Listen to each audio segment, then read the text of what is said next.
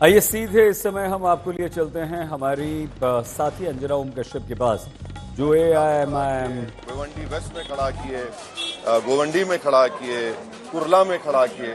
तो इसमें क्या है, हर चीज में अगर आप एंगल लगा के देखेंगे, नहीं इतने ज्यादा थे, कम थे, नहीं हम तो खड़े जहाँ खड़े किए वहाँ खड़े किए। अच्छा आपके कम खड़ा किए तो अभी नाराज के लोग डिसीजन है, हमको लगा कि हम ये सही है हमारे लिए। सही क्या है? आपको लग रहा है कि बहुत रिसोर्सेज वेस्ट हो रहे हैं, अच्छी परफॉर्मेंस नहीं हो पा रही, क्या वजह? देखिए 2014 दो आपके महाराष्ट्र में जीते, बिहार में आपके 5 जीते, उसके बाद से तो 4 साल से सूखा चल रहा है ना। कितने चुनाव मिलते हैं? अगर हम यूपी में नहीं जीत पाए तो नहीं जीते, जीतने के बाद शुरुआत हो चुकी है लड़ने की, कामयाबी की, जीतेंगे, इसमें कोई हमारे को टाइम है। कब तक आप सिर्फ मुस्लिम पॉलिटिक्स करेंगे देश में? अरे मैं, आप मेरे को पूछ रहे हैं, ये जो नरेंद्र मोदी कल क्या कहे, क्या कहा उन्होंने? ओबीसी की बात करते हैं, ओबीसी को और मराठा को लड़ाने की बात मोदी कर रहे हैं प्रधानमंत्री रहकर। अब बताइए, प्रधानमंत्री ये बात कर रहे हैं, शिंदे क्या बात कर रहे हैं, फडणवीस क्या बात कर रहे हैं, ये लोग कोई क्या आप इससे हटके बात कर रहे हैं क्या?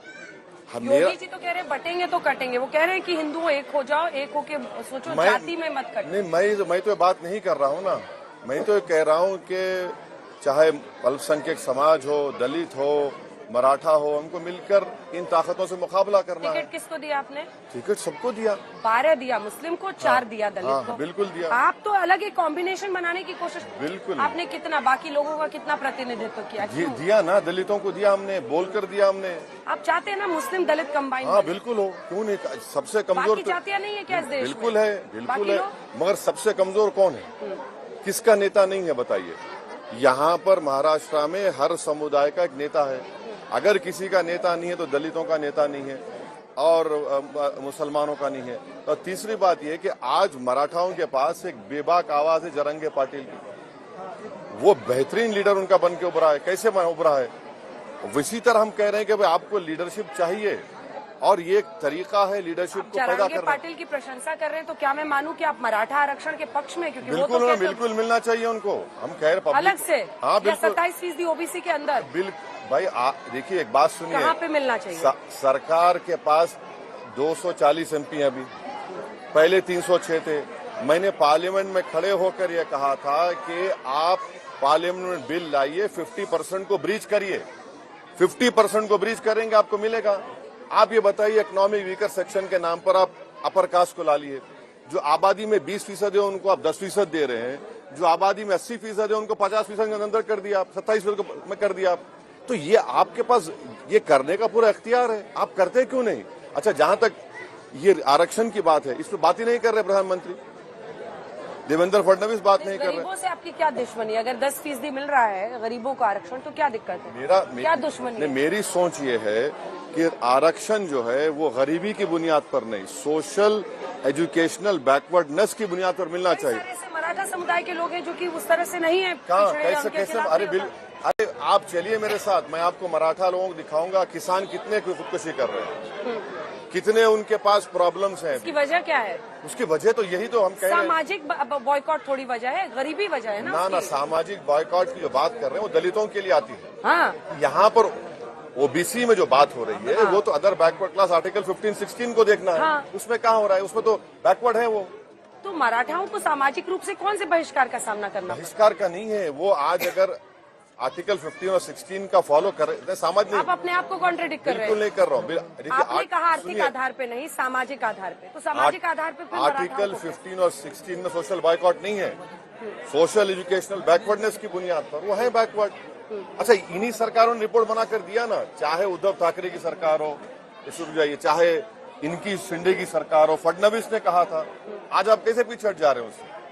कैसे पीछे हट जा रहे हैं, हमको बताइए। अभी तो जरांगे पाटिल, चूंकि वो चुनाव नहीं लड़ रहे हैं इसलिए अलग कहानी है, लेकिन डिसरप्टर आप बनना चाहते हैं, ये दिख रहा है। आप चाहते हैं कि जो अपने आप को सेक्युलर कहते हैं उनका वोट बैंक खत्म हो, आपके लिए लोग वोट करें। अभी भी वो चैलेंज नहीं बना हुआ है आपके लिए? नहीं, डिसरप्टर बनना तो जरूरी है लाइफ में। कैसे होगा? अरे डिसरप्टर बनना, दिखाइए ना इम्तियाज भाई को, इधर दिखाइए। बताइए इम्तियाज भाई को दिखाइए। इम्तियाज भाई पिछले चुनाव में हार गए, अब आपने इनको विधायकी के लिए उतारा है। हाँ, पहले विधायक थे वो, पहले विधायक थे। अकेले लड़के 3.5 लाख वोट लिया हूँ मैंने। हाँ, अकेले लड़के, वो तो ठीक है, लेकिन कैसे इस बार कैसे होगा? मतलब आप चुन चुन के कब तक ये मुस्लिम बहुल इलाका है, 40% मुस्लिम है, इम्तियाज जलील को खड़ा कर दो, ये इलाका ऐसा है 40% मुस्लिम है, इसको खड़ा, ये डिसरप्टर नहीं हुआ ना सर? जब आप बीजेपी एक मुसलमान टिकट नहीं देती है, शिंदे का देख लीजिए परफॉर्मेंस, तो बाकी पार्टियां कौन सी दे रही है? 115 मिला था 14 में, 19 आते आते 78 हो गया। कोई भी पार्टी है वही तो मैं कह रहा हूँ, कम से कम हम तो दे रहे हैं, वही तो मैं कह रहा हूँ, बाकियों को नहीं दे रहे हैं ना। अरे कैसे नहीं दे रहे? दलितों को दिए हैं 4 बस। अरे बिल्कुल, 12 में से 4, 12 मुस्लिम 4 दलित, 16 में से 4 बस पूरा आंकड़ा है। हाँ बिल्कुल है, बाकी नहीं है लोग क्या? अरे जितना हमारी स्ट्रेंथ नहीं, अंजना ओम कश्यप लड़ना चाहे नहीं लड़ सकते। कब लड़ेंगे बोलिए आप? कब लड़ेंगे बोलिए आप? बात है कि अरे मुस्लिम दिखता है, देखिए आपको सिर्फ जितने, और फिर दूसरी नजर जाती है दलित पर, इनको लाओ अपनी तरफ। जितने जर्नलिस्ट हैं ना, उनके लिए कोटा है हमारे पार्टी, इम्तियाज जलील है। अरे आप आ जाइए, आप एमआईएम से लड़ लीजिए, क्या बल्ले बल्ले मौजा हो जाएगा मेरा तो। बाकी बताइए सर, बाकी लोग का क्या होगा? सवाल उसका नहीं, बाकी लोगों का क्या होगा? बाकी लोग भी हमारे, अच्छा आपके चश्मे से अगर मैं ये चश्मा लगाऊंगी तो मुझे सिर्फ मुस्लिम और दलित दिखेगा ये देश में। मैं जरंगा पाटिल का पुतण्या एक मिनट, अच्छा ठीक है, ऐसा नहीं है। ये चश्मा लगाने में डर लगता है, मेरा इसमें से 2 ही लोग दिख रहे हैं। बिल्कुल नहीं, हमारे पार्टी में यहाँ पर हमारे 28 कॉर्पोरेटर थे, उसमें हर समाज के कॉर्पोरेटर थे औरंगाबाद में, हर समाज का कॉर्पोरेटर औरंगाबाद में रहा है। ऐसा नहीं है कि हम दूसरे समाज को छोड़ दिए, उनको कर देंगे, बिल्कुल है। एम्पावरमेंट तो होना चाहिए ना, पॉलिटिकल एम्पावरमेंट। हरियाणा में योगी आदित्यनाथ का नारा चला, बटेंगे तो कटेंगे, और जो कास्ट सेंसस का विपक्ष रख रहा था उसको उन्होंने धराशायी किया, और वो वही नारा हर जगह पहुंच रहा है। क्या गलत है? वो कह रहे हैं देश में एकजुट हो जाओ। किसको बोल रहे हैं? अब ये तो नहीं बता रहे। नहीं, आपको पता है किसको बोल रहे हैं? कह रहे हिंदुओं को एकजुट। फिर वही तो बताइए। मैं तो वो कह भी नहीं रहा हूँ। प्रधानमंत्री क्या बोल रहे हैं कि एक हैं तो सेफ हैं। ये प्रधानमंत्री की जबान है, जो कहा था मंगलसूत्र भैंस चोरी करके दे देंगे, कपड़े देकर पहचानो। अभी बटेंगे तो कटेंगे, कौन बांट रहा है? तुम ही तो बांट रहे हो। आपने ले जाकर घर तोड़ दिया, उनको सुप्रीम कोर्ट भागना पड़ा। डीवाईसी चंद्रचूड़ साहब ने अपने जजमेंट में कहा कि बुलडोजर इस देश के लिए, संविधान के लिए खतरा है। आप संविधान को मानते ही नहीं हैं। आप तो ओपनली बोलते हैं कि हम इस समुदाय के खिलाफ हैं। कौन सा बात कर रहे हैं? अच्छा, 10 साल से क्या हिंदू समाज खतरे में है? बताइए हमको। आप सत्ता में हैं, 290 300 आपके पास एमपी, अब 240।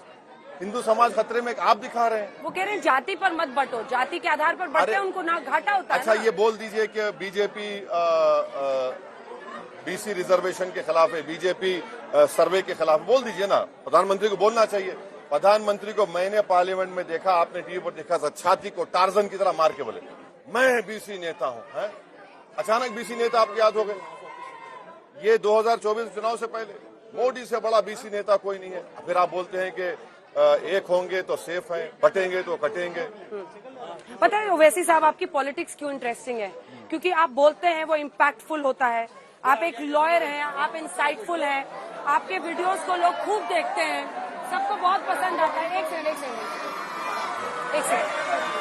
बहुत पसंद आता है, बहुत देखते हैं लोग। देखिए कैसे यहाँ पर मर रहे हैं आपके साथ दिखने के लिए, फोटो खिंचवाने के लिए। लेकिन आपको पॉलिटिकली अनटचेबल बना दिया है विपक्ष ने भी। इम्तियाज जलील ने ही चिट्ठी लिखी थी ना, नाना पटोले को और सबको। अब ये आप अल्टीमेटली, मैं हमेशा आपसे ये सवाल पूछती हूँ हर चुनाव में, आपका रास्ता है क्या? ये रास्ता जाके पहुंचता कहाँ पे है? क्योंकि आप मतलब 2 विधायक, 3 विधायक, 1 सांसद, 2 सांसद, क्या कर लेंगे आप? अगर आप फिर खड़े किधर हैं, महाविकास अघाड़ी या महायुति? किंग नहीं, किंग मेकर भी नहीं, तो फिर क्या? मैं उर्दू का एक शेर है, मैं अकेला ही चला था जानिबे मंजिल, लोग आते गए कारवां बनता गया। रास्ता हमारा साफ है, रास्ते पे चलेंगे हम। इस रास्ते में उतार चढ़ाव आएंगे, उर्दू में बोलते नशीब फराज आएंगे, उस रास्ते में कभी रुकना पड़ेगा। मगर रास्ता तो क्लियर कट है ना, बैठने का तो सवाल ही नहीं है।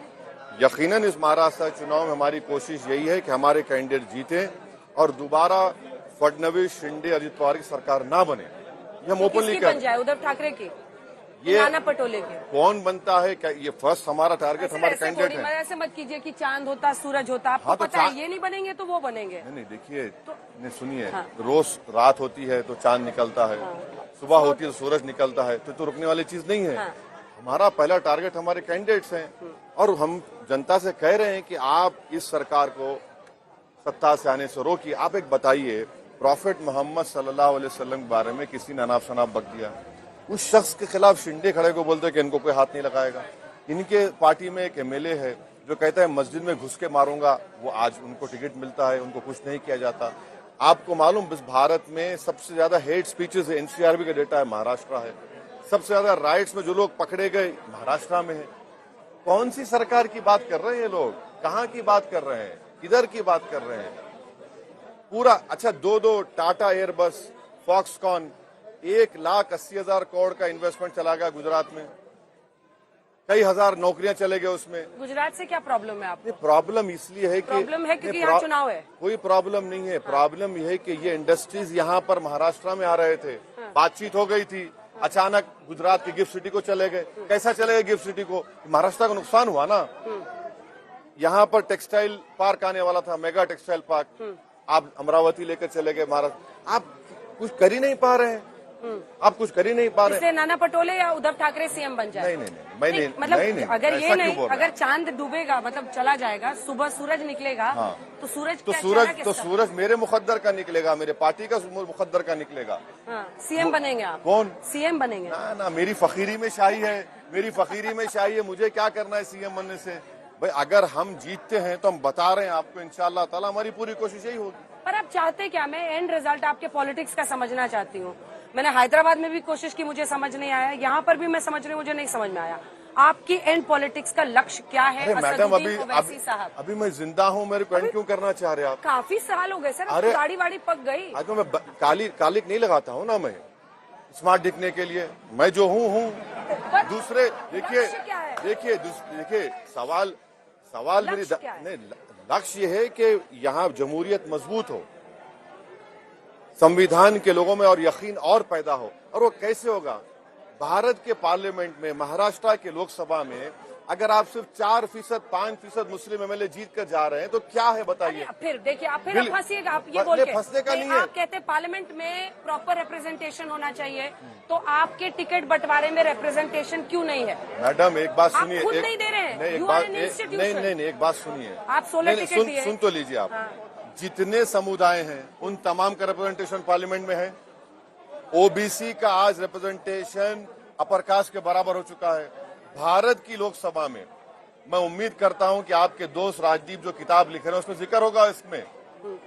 आप तो पहले टिकट कम देते हैं अल्पसंख्यक समाज को, दूसरा जीतते भी नहीं है। अरे अपने अंदर तो झांकिए ना सर। अरे हमको आप देखिए, आप 16 टिकट दिए, सुनिए 16, आप कितनों को दिए? सुनिए मैडम, इक्वालिटी कितना मानते हैं आप? 17% या 18% इक्वालिटी कॉन्सेप्ट क्या है? उतना ही परसेंटेज होना चाहिए ना। इक्वालिटी किसमें होगी? इन इक्वल्स में इक्वालिटी होगी या जिसके पास ताकतवर है?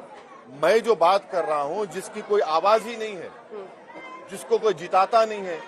आप 1990 में 10% जीत कर आए थे मुसलमान महाराष्ट्र में। अब आप देख लीजिए 4%, 5%, 9 या 10 जीते शायद। क्यों? इसका जिम्मेदार मैं तो नहीं हूं। मैं जिम्मेदारी ले सकता हूं कमला हैरिस के हारने की। ट्रम्प ले रहे हैं? हाँ बिल्कुल, मैं खड़ा किया ना वहां पे, मैं खड़ा किया वहां पे। ट्रम्प जीत गया मेरी वजह से। अभी तो ऐसे हरियाणा में कहते हैं मैं कहाँ खड़ा हुआ था, वो हार गए। हाँ बिल्कुल नहीं। 5 उन्होंने मुस्लिम उम्मीदवार उतारे थे, 5 हरियाणा में जीत गए कांग्रेस के। जीत गए, वो कह रहे हैं अगर आप उतरते तो नहीं जीतते। डर तो है जैसे आप औरंगाबाद ईस्ट में नंबर 2 पे रहे, औरंगाबाद सेंट्रल में पिछली बार नंबर 2 पर रहे, आप मालेगांव और धुले जीते थे, बाइकुला की सीट पर आप नंबर 2 पर पिछली बार, 13 सीट्स पर जो विक्ट्री मार्जिन था उससे ज्यादा वोट आपको आए थे। तो वो कहते हैं कि आप ऐसे ही खेल करते हैं। क्या खेल करते हैं? आपसे बीजेपी को फायदा होता है। मेरे से फायदा हो रहा, हरियाणा में नहीं हुआ। मैं तो था ही नहीं हरियाणा में, कैसे जीत गए? हरियाणा में क्यों हारे मैं बताता हूँ आपको। हरियाणा में इसलिए हारे कि देखिए, जब किसी की शादी होगी तो ही आप बोलेंगे ना कि कोई औलाद होगी नहीं होगी। यहाँ पर वो चुनाव लड़े, मैं मुख्यमंत्री, मैं मिनिस्टर, मिठाई खा लिए, एक एडवोकेट तो मैं एजी बन गया बोल के फूल का हार पहन लिए। इनके पास कोई है ही नहीं ना। बीजेपी को पोलिंग के 5 बजे तक बीजेपी से लड़ना चाहिए। ये लोग तो मिठाई खा लिए, खुशियां मना लिए, बीजेपी ने फायदा उठा लिया उसका। बहुत सी इनकी कमजोरियां थी, गलतियां थी, जिनका उनको खमियाजा उठाना पड़ा। लेकिन राहुल गांधी तो लोकसभा के बाद एक बड़े नेता के तौर पे उभरे हैं ना, उनको लेकर आपकी राय बदली है कि नहीं बदली? इस बारे में क्या राहुल गांधी, अरे मैडम, मैं कौन होता हूँ? मैं ट्विंकल ट्विंकल लिटिल स्टार हूँ, बड़े नेता हैं, मैं बड़े हैं, मैं क्या करूँ? मुझे क्या करना है? मैं अपनी पार्टी के बारे में बोलूंगा। वो हैं अपनी पार्टी के जिम्मेदार हैं, मैं अपनी पार्टी का जिम्मेदार हूँ। चलिए, महाराष्ट्र की जनता किसको मिठाई खाने का मौका देती है, इसलिए इंतजार करना होगा। लेकिन माइक दीजिए एक बार सर को। आपके अंदाज में जो यहाँ पर जनता है उसको आप कैसे एड्रेस करेंगे? थोड़ा आपका भाषण भी हमारे दर्शक सुने कि आप जब ऐसे कॉलोनीज में पहुंचते हैं तो क्या कहते हैं लोगों से। आप लोग सुनिए, सुनिए। अच्छा, सुनाइए। हाँ, बोलो बेटा। अबेद, अबेद, आबेद बोलो। अच्छा भाई लोग, एक बात बताइए, 20 तारीख को यहाँ के आसमानों में और पोलिंग बूथों में क्या आवाज आएगी? अब इसका जवाब मिल गया आपको।